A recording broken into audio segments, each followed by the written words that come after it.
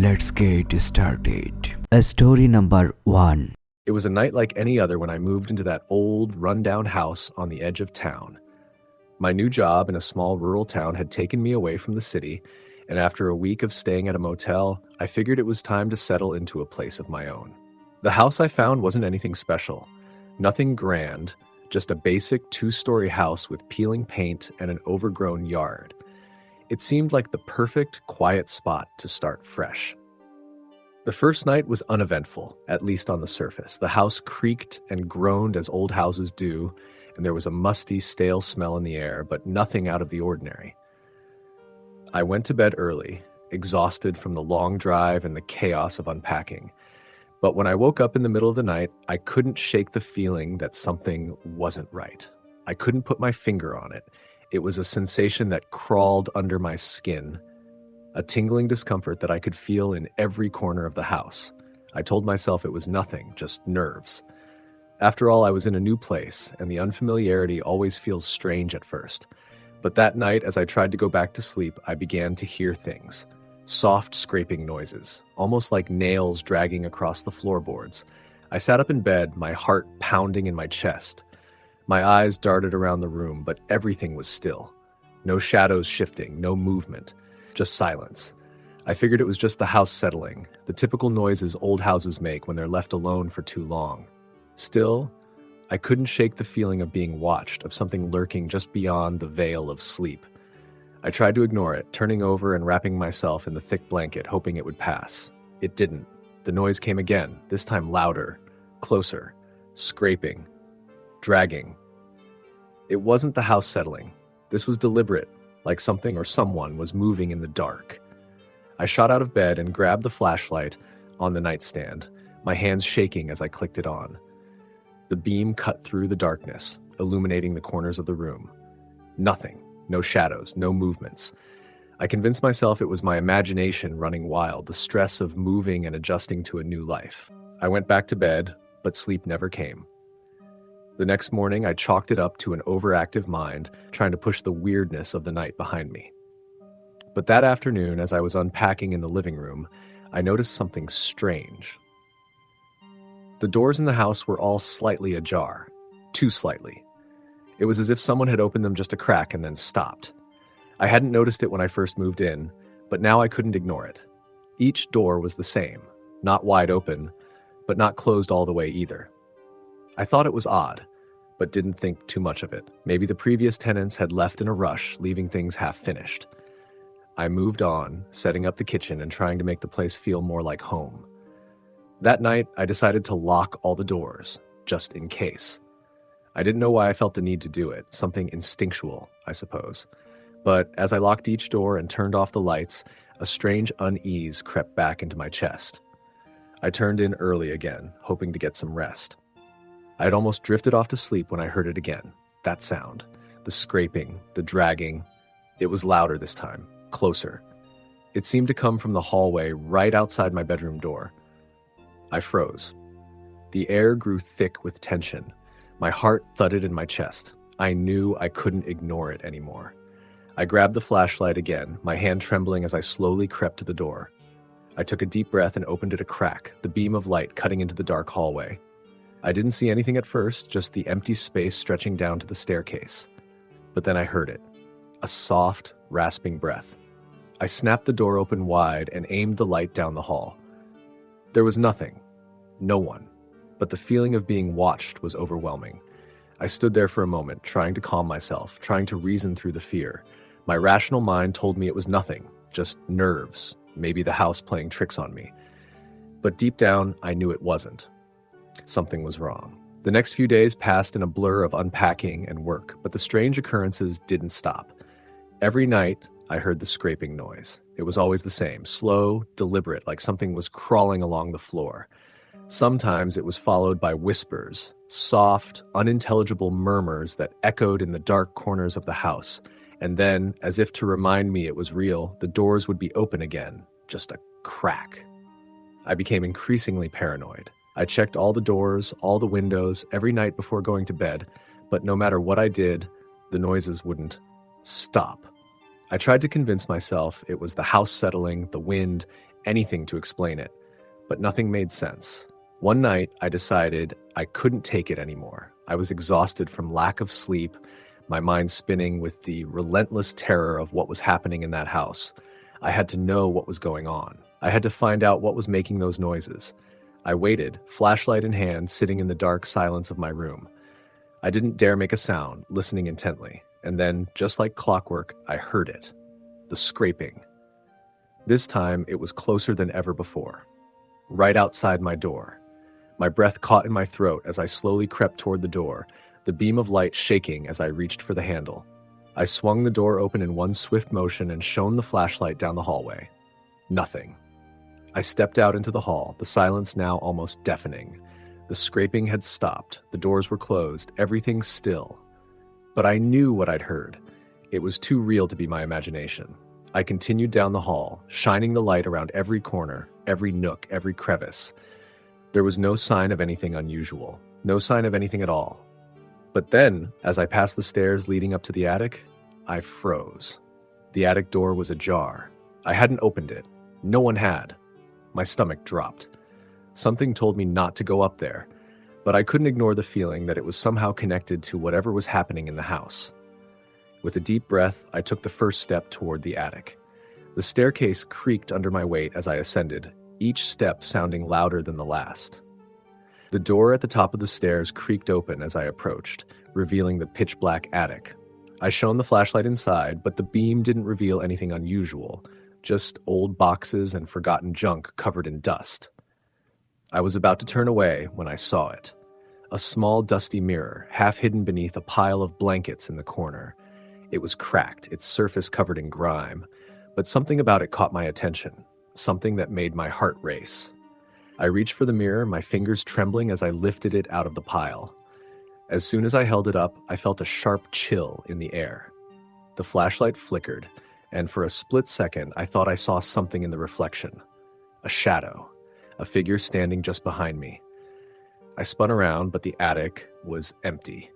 My heart was pounding as I set the mirror down and turned to leave, but something made me glance back one last time.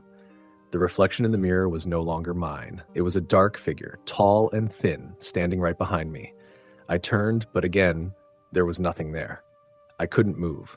My body was frozen in place, fear taking hold of me. And then the whispering started again.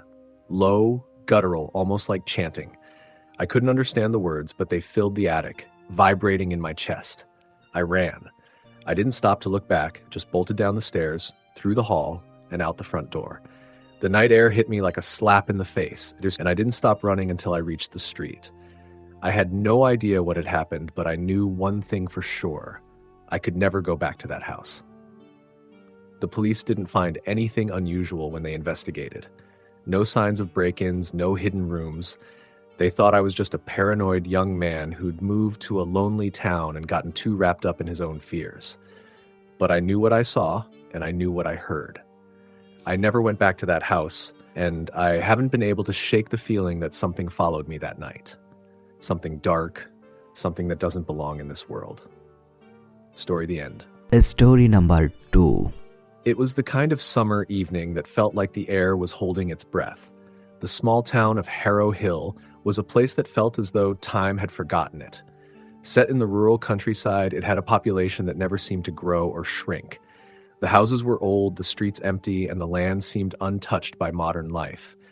People here lived simple lives until something happened that nobody could explain. I had lived in Harrow Hill for years, but it wasn't until the summer of 2003 that I began to notice something strange. I was in my early 20s and working at the local diner, which was the only real business in town besides the old general store. The regulars came in every day, sitting at their usual spots, chatting with the waitresses like they were family. But one person stood out. She came in every week without fail, always sitting at the same booth in the far corner. She was an older woman, maybe in her late 60s or early 70s, with long white hair and pale skin. Her clothes were old-fashioned, almost as though they had been plucked from another time. The strangest thing was her eyes. They were a pale, almost translucent blue, and they never seemed to blink. There was something unsettling about her, but it wasn't just the way she looked. It was the feeling she gave off. It was as if she was always watching, always waiting. One night, during a particularly slow shift, I found myself assigned to her table. I walked over with my notepad and forced a smile, trying to ignore the unease creeping up my spine. "Good evening," I said, my voice a little too cheerful. She looked up at me with those haunting blue eyes, her lips curving into a smile that didn't quite reach her eyes. "Evening," she replied softly, her voice raspy but oddly calm. "What can I get you tonight?" I asked, ready to go through the usual routine. She always ordered the same thing, a black coffee, no sugar, and a slice of pie. But tonight, as I jotted it down, she spoke again. "Not yet," she said, her voice barely above a whisper. "I'm waiting for the rain." I frowned. "The rain? There's no rain in the forecast." Her smile widened just a little. "Oh, it's coming. You'll see." I laughed it off, thinking she was just a little eccentric. "Well, I'll be right back with your coffee and pie then," I said, turning to leave. But as I walked away, something made me glance back over my shoulder. Her eyes were still fixed on me, unblinking, and I felt a shiver run down my spine. I didn't think much of it until later that evening when the sky seemed to darken in an instant. I was standing outside waiting for my car to warm up when I felt the first drop of rain on the back of my neck. And then, in a matter of moments, the sky opened up. The rain came pouring down in sheets, so thick I could hardly see across the street. I rushed back inside, but the weather had shifted so quickly it felt unnatural. When I returned to the diner, I glanced toward the corner booth. The old woman was gone, her coffee and pie untouched. The only thing left behind was a folded napkin on the table. I picked it up, thinking it might be a note, but there was nothing written on it, just a small, odd symbol drawn in black ink. It was a circle with an X through it.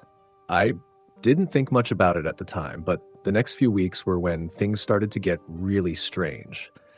The woman continued to come in every week, always sitting in the same booth, always ordering the same thing, and always saying that the rain was coming. And sure enough, every time she came in, the weather would change in the same strange way. The skies would darken, the air would grow heavy, and then the rain would start, often in a torrential downpour. I asked around the diner to see if anyone else had noticed, but the regulars shrugged it off as just coincidence. Some of the older people in town even seemed to know her. "She's just an old soul," they'd say. "Been living here for years. Don't mind her." But the more I saw her, the more uneasy I felt. One afternoon, after another rainstorm had rolled in, just as the old woman had predicted, I decided to confront her. I waited until the diner was empty and then walked over to her booth. "You always seem to know when the rain's coming," I said, trying to keep my voice steady. She looked up at me, her piercing blue eyes locking onto mine. "You've noticed then," she said, her voice low. I nodded. "Yeah, I've noticed, and it's not just the rain. Something about you, it's like you're waiting for something." She was silent for a moment, and I could see her eyes flickering, like she was debating whether to say more. Finally, she spoke. "It's not the rain that's important," she said softly, her voice barely above a whisper. "It's what happens after the rain." Before I could ask what she meant, the diner door swung open, and a group of people came in, breaking the moment. The woman stood up, her back straight and stiff. She left without a word, her footsteps echoing in the silence. The next few days were strange. People around town seemed uneasy, and there were whispers about odd occurrences, missing animals, strange lights in the woods at night, and even rumors of a house out on the outskirts of town that had been abandoned for years suddenly having lights on in its windows. But it was all dismissed as superstition. After all, this was a small, quiet town, and strange things didn't happen here. Or so everyone thought. That evening, after my shift at the diner, I decided to drive out to the old house. It had always intrigued me, and after the strange things I'd been hearing, I couldn't shake the feeling that it was connected to the woman. The house was about a mile outside of town, down a narrow dirt road that led into the woods. The windows were dark, and the entire place had a decaying, forgotten look about it. I parked my car a little way down the road and walked closer, the crunch of gravel beneath my feet the only sound in the stillness. As I got closer to the house, I felt an odd sensation, like the air itself was thickening. The hairs on the back of my neck stood up, and I had an overwhelming sense that I was being watched. I pushed open the creaking gate and walked up the narrow path toward the front door.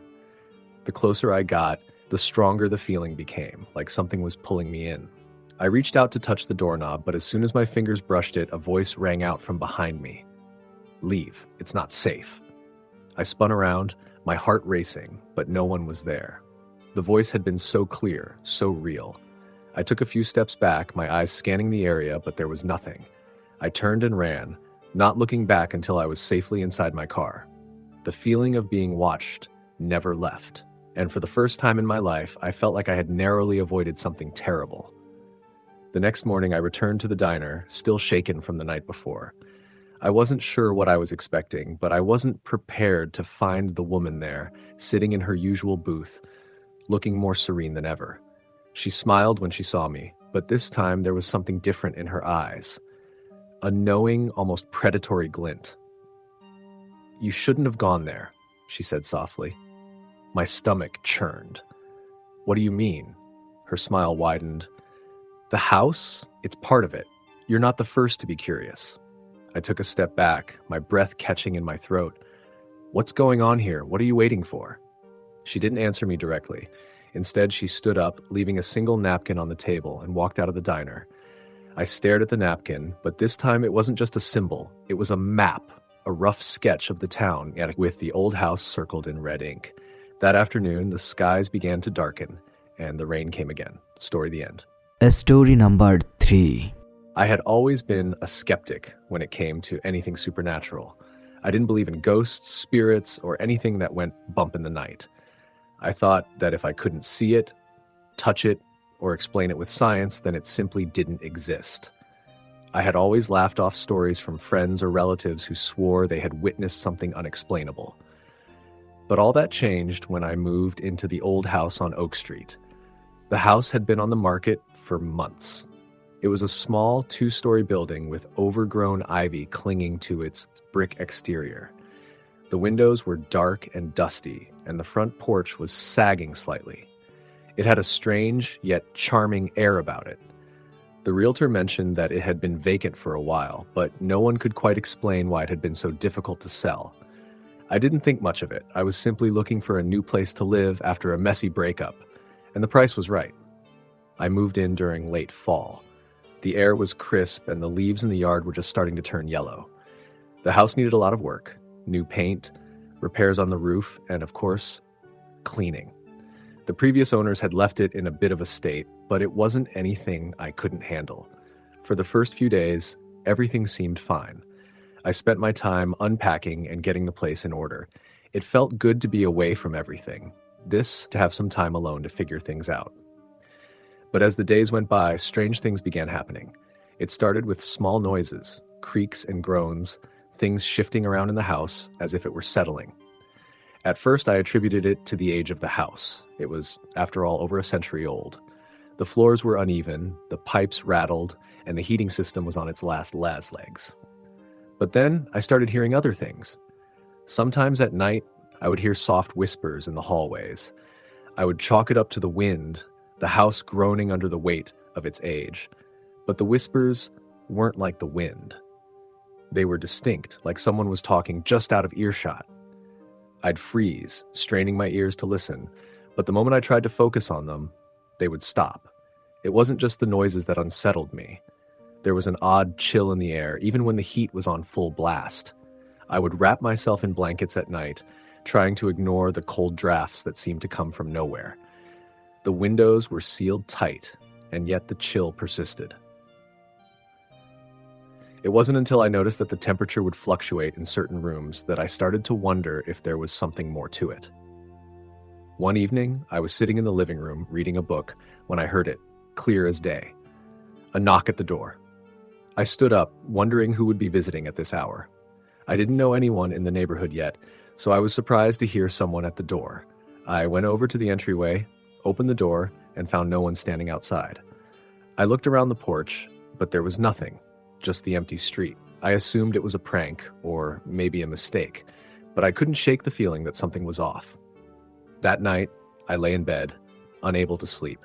I kept hearing footsteps in the hallway outside my room. Slow, deliberate steps that sounded too heavy to be just the house settling. It was as if someone was walking in the corridor, pacing back and forth. I gripped the edge of the blanket, my heart racing. The steps would stop and start again, sometimes coming closer, sometimes fading into the distance. I was paralyzed with fear, too scared to move or even call out. Eventually, the steps stopped altogether, and I lay there in the dark, wondering if I had imagined it. But deep down, I knew I hadn't. The next morning, I tried to shake off the fear, telling myself I was just tired or stressed. It had been a long week of moving, and maybe I was just imagining things. But as the days passed, the strange occurrences escalated. One afternoon, I went upstairs to the small bedroom at the end of the hall to start cleaning. As I opened the door, I felt a rush of cold air hit me in the face. The room was freezing, despite the fact that the rest of the house was comfortably warm. I rubbed my arms, trying to warm myself up, but it didn't help. The air was thick, like the room had been sealed off for years. It didn't make sense. I checked the windows, locked and sealed. The radiator was off, and there was no draft, yet the cold remained. As I moved to set down the cleaning supplies, I noticed something strange in the corner of the room, a large, full-length mirror. I hadn't seen it when I first moved in. It was tall and ornate, its frame carved with intricate designs.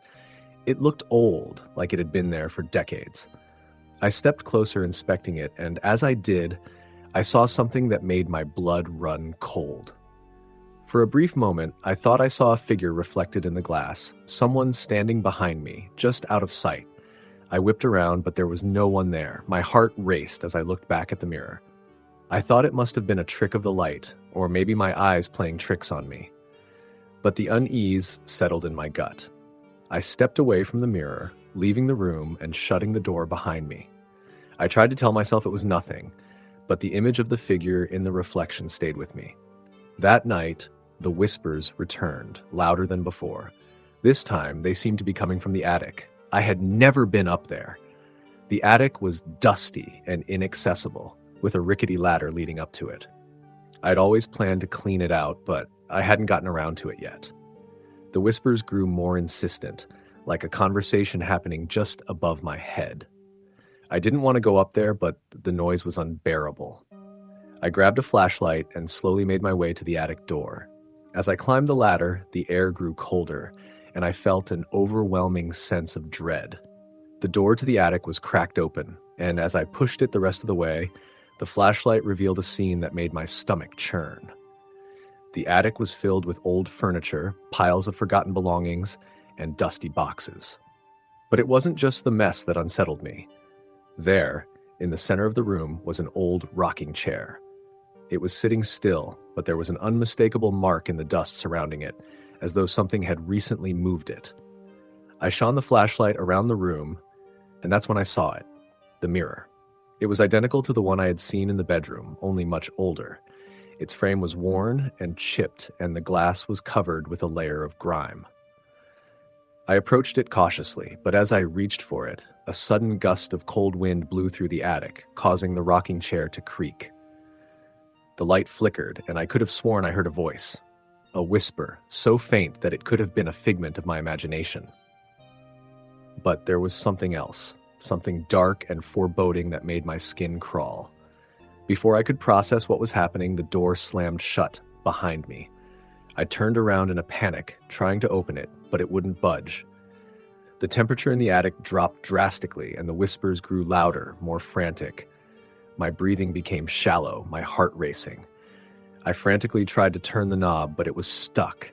The rocking chair began to move on its own, slowly at first and then faster.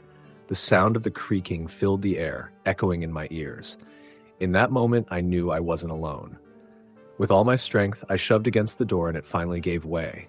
I stumbled out of the attic, my breath coming in ragged gasps. I didn't stop to look back. I ran down the stairs, out the front door, and into the cold night air. My mind was reeling, my heart thumping in my chest. I didn't go back inside that night or the next. The house was no longer a sanctuary for me. It had become a prison, a place where something dark and malevolent lurked in the shadows. I tried to tell myself that it was just my imagination, But deep down, I knew it wasn't. There was something in that house, something that had been waiting for me. I never returned to Oak Street. I moved in with a friend and put the house behind me. The realtor tried to reach me several times, but I ignored the calls. I didn't want to think about the whispers, the cold, the rocking chair, or the figure in the mirror. But every now and then, when I'm alone in a dark room, I can still hear the faint whispers, and I wonder what would have happened if I had stayed a little longer. Story number 4. I had never believed in ghosts, spirits, or anything supernatural. I was the type of person who liked to rationalize everything. If something strange happened, there had to be a logical explanation. It wasn't until I moved to a small town called Willow Creek that my beliefs were challenged in ways I never expected. I had recently finished college and was looking for a place to start fresh. Willow Creek seemed like a good choice, small, quiet, surrounded by nature, and far away from the hustle and bustle of city life. I rented a small house on the outskirts of town, old but charming, with creaky wooden floors and an overgrown garden. I didn't mind the isolation. In fact, I welcomed it. The house itself had a history, as most old houses do, but nothing that particularly stood out. It was built in the late 1800s and had been passed down through generations. The landlord, an elderly man named Mr. Sanders, didn't tell me much about the place. He simply warned me not to disturb the attic, as it had been sealed off for years. When I asked why, he just said, "It's best you don't ask." At first, nothing seemed out of the ordinary. I spent the first few weeks getting settled in, painting walls, unpacking boxes, and making the place my own. But it wasn't long before I began noticing things I couldn't explain. It started with the sounds. At night, I would hear faint footsteps from the hallway, like someone walking slowly from one room to the next. It wasn't a constant thing, just an occasional noise. I figured it was the house settling or maybe some animal outside. After all, the house was old and the floorboards were notorious for creaking. Then there was the light. One evening, I had just finished making dinner and was sitting in the living room when I noticed a faint glow coming from the kitchen. I thought maybe I had left a light on, but when I went to check, everything was off. The glow seemed to fade as quickly as it appeared, but it left me unsettled. I shook it off, assuming it was just my imagination. The real turning point came a few weeks later. One rainy evening in late October, I had just returned home from a long day at work, and the house was unusually quiet. I set my keys down on the kitchen counter and went to the bathroom to wash my hands. As I stood there, I noticed something strange in the mirror. It wasn't a reflection of the room behind me, but someone, standing just outside the bathroom door. I whipped around, heart racing, but no one was there. I stood frozen for a moment, staring at the door, trying to make sense of what I had just seen. My hands were shaking, and the cold, unsettling feeling of being watched crept over me. I told myself it was just a trick of the light, maybe the shadows playing on the mirror. But deep down, I knew something wasn't right. Later that night, I decided to go up to the attic to see what was inside. Mr. Sanders' warning about the attic had lingered in my mind, but I felt a strange urge to explore it. I grabbed a flashlight and headed up the narrow staircase, the air growing colder as I ascended. The door to the attic was old and worn, its hinges rusted. It creaked loudly when I pushed it open, revealing a room that was covered in dust and cobwebs. There was nothing particularly remarkable about the attic, just old furniture, boxes of forgotten things, and a musty smell that seemed to hang in the air. But as I stepped inside, I noticed a strange object in the corner. It was a wooden box covered in faded symbols, and it looked as though it had been there for decades. I wasn't sure why, but I felt drawn to it. I knelt down and carefully opened the box. Inside, I found a collection of old photographs, yellowed with age. Most of them were of families I didn't recognize, standing in front of what appeared to be this very house. The last photograph, however, caught my attention. It was a picture of a young woman standing alone in front of the house. She had long, dark hair and a somber expression, her eyes seeming to pierce through the photograph. There was something in her gaze that made my skin crawl. I held the photo in my hands, staring at it for a few moments before putting it back in the box. As I was about to close the lid, a cold gust of wind suddenly swept through the attic, extinguishing my flashlight. I froze, my heart pounding in my chest. It wasn't a breeze. It was a chill, the kind that seemed to come from nowhere, like the room itself was breathing. I quickly grabbed my things and ran down the stairs, my mind racing. I tried to rationalize what had happened. Maybe it was just a draft. Maybe the light had simply gone out. But I couldn't shake the feeling that something in the house didn't want me there. The following days were strange. I began hearing whispers at night, soft, unintelligible voices that seemed to echo through the walls. Sometimes when I woke up, I'd find objects moved around the house, things I was certain I hadn't touched. The feeling of being watched never left, and I started to feel like I was losing my grip on reality. I became obsessed with the woman in the photograph. I had to know who she was. So I began asking around town. Everyone I spoke to either avoided the topic or gave vague, evasive answers. It wasn't until I met Mary, an elderly woman who had lived in Willow Creek her entire life, that I learned more. One afternoon, I visited Mary at her small cottage on the outskirts of town. She had lived here long before I had moved in and was known for being the town historian. I showed her the photograph and asked if she recognized the woman in it. Her eyes went wide as soon as she saw the photo. "Where did you find this?" she asked, her voice trembling. "In the attic of the house I'm renting," I replied, feeling a strange sense of foreboding. Mary leaned back in her chair, her face growing pale. "That house has a dark history. It's been passed down through generations, but no one has lived there for a long time. Not since she disappeared." I waited for her to continue, my heart beating faster. "The woman in that photograph is Eleanor Barker," Mary said, her voice barely above a whisper. "She was the last of the Barker family who owned that house. She disappeared nearly 50 years ago and no one ever saw her again. Some say she ran away, others say she died in the house. But the truth is, no one really knows what happened to her." Mary paused, her eyes darting nervously around the room as if she was afraid someone might overhear. "They say her spirit haunts that house," she continued. "She never left, and she's still there, waiting for something or someone. People who live in that house, they never stay long.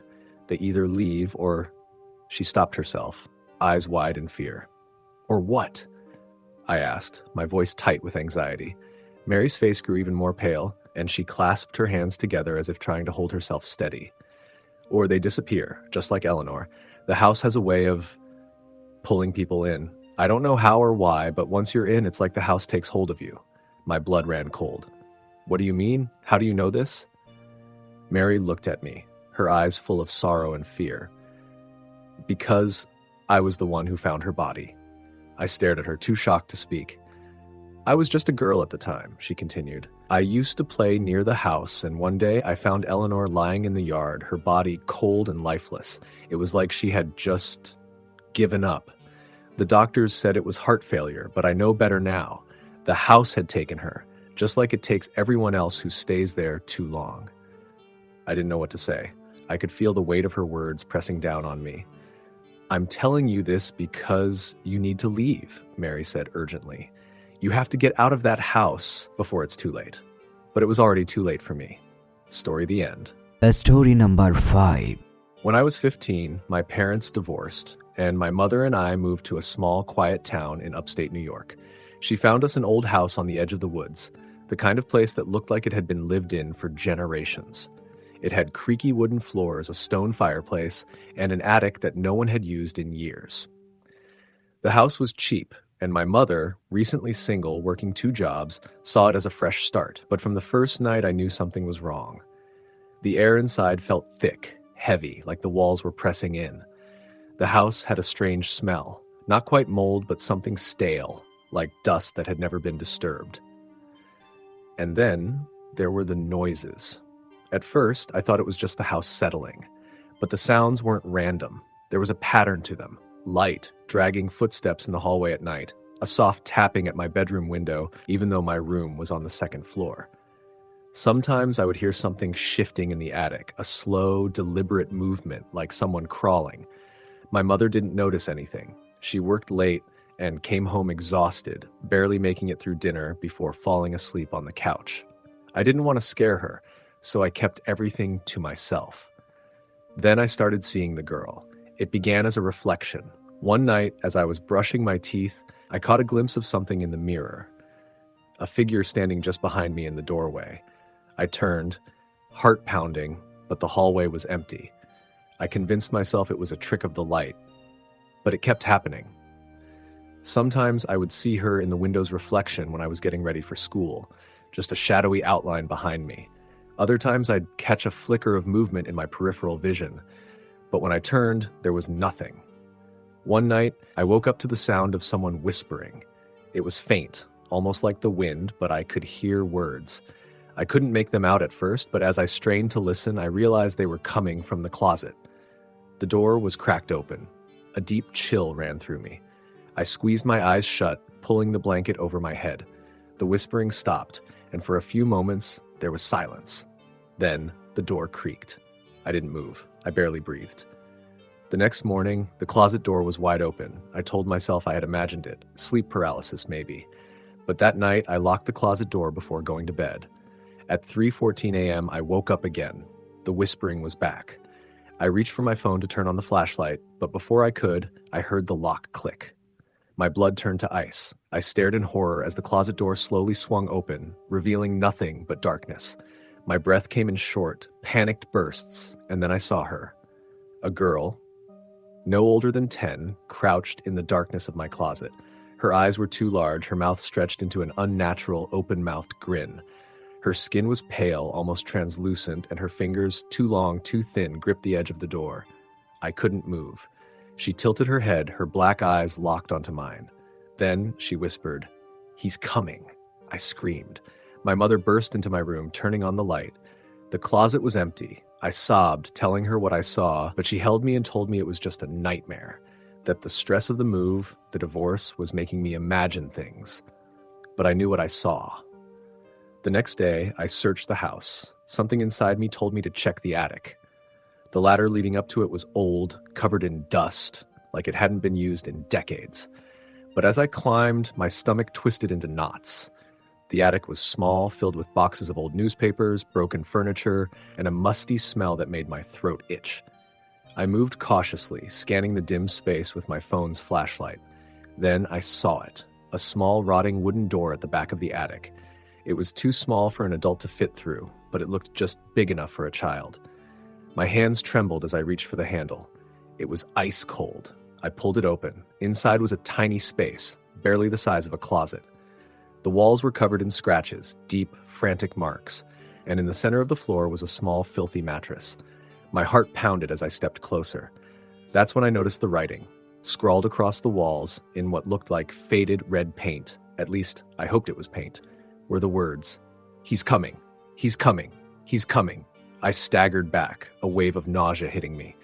The air in the attic suddenly felt suffocating, charged with something unseen. I turned to leave, and then I heard it, a slow, shuffling sound. I whipped around, shining my flashlight at the small space. The girl was standing inside the hidden room. Her mouth was still open in that awful grin, but her expression was different now. Fear. She lifted a trembling finger, pointing behind me. I felt breath on my neck. I ran. I don't even remember getting down the ladder, but I must have. Because the next thing I knew, I was on the floor of the hallway, gasping for air. My mother found me there, shaking, unable to speak. I begged her to move. That night, we packed what we could and left, staying with a friend until we found a new place. I never went back. A few months later, I searched for anything about that house's history. What I found still haunts me. In the 1940s, a man named Thomas Greer had owned the house. He was a respected member of the community, a widower who lived alone. But when children started disappearing from the town, suspicions arose. One day, a local sheriff searched his property. What they found in the attic changed everything. A small, hidden room, scratches on the walls, a dirty mattress, and bones. They never found all the missing children, but they found enough.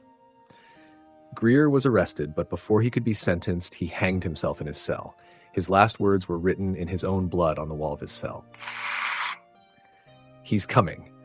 I don't know who he was. I don't want to know, but sometimes in the quiet of night, I wake up and feel something watching me, and once, just once, I swear I heard a whisper, "He's still coming." Story number 6.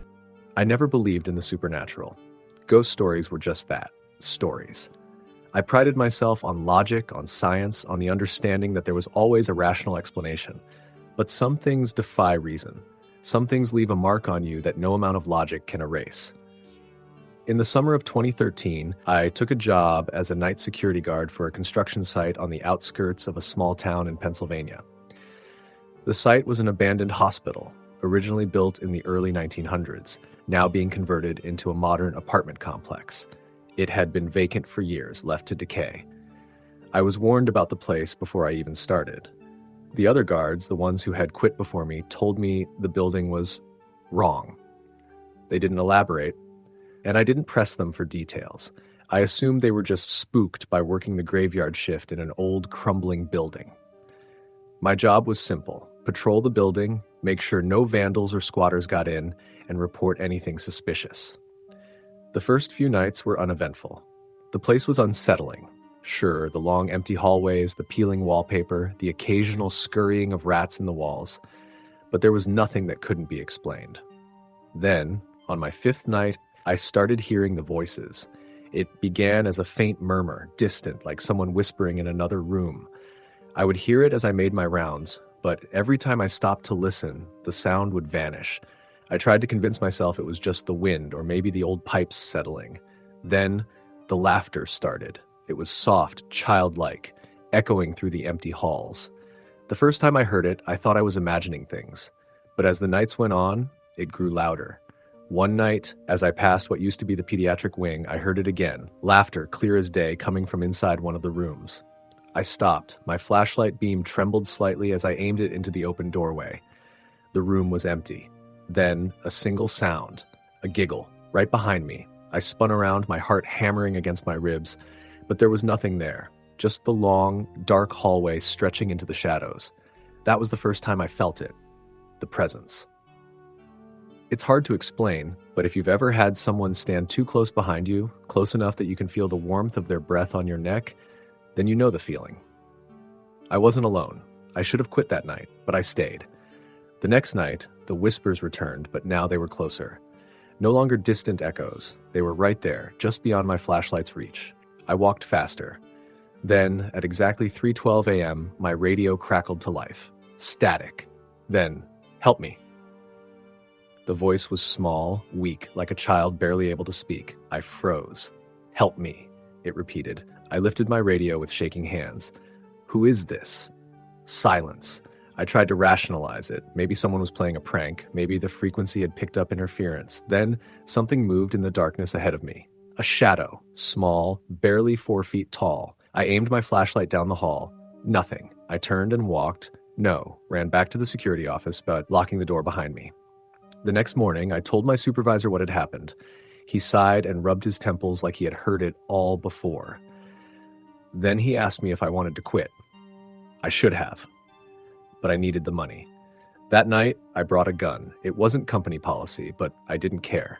The shift started off quiet. I kept my rounds quick, my footsteps echoing against the cracked tiles. I told myself that I would make it through the night, that whatever I had heard the night before was just my mind playing tricks on me. At 3:12 a.m., my radio crackled again. "He's coming!" I nearly dropped it. The voice was different this time, older. A man's voice, flat and emotionless.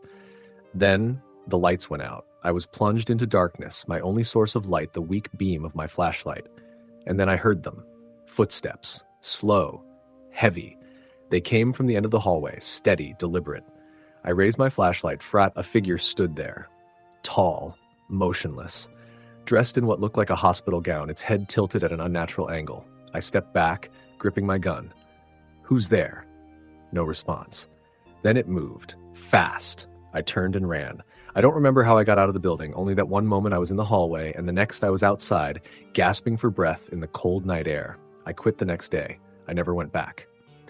A few months later, I saw a news article about the construction project. It had been shut down. The workers refused to continue. Too many accidents, too many injuries, and one disappearance. A man, one of the night guards who replaced me, had vanished without a trace. The only thing they found was his radio. It was lying in the hallway, and it was still turned on. Story the end.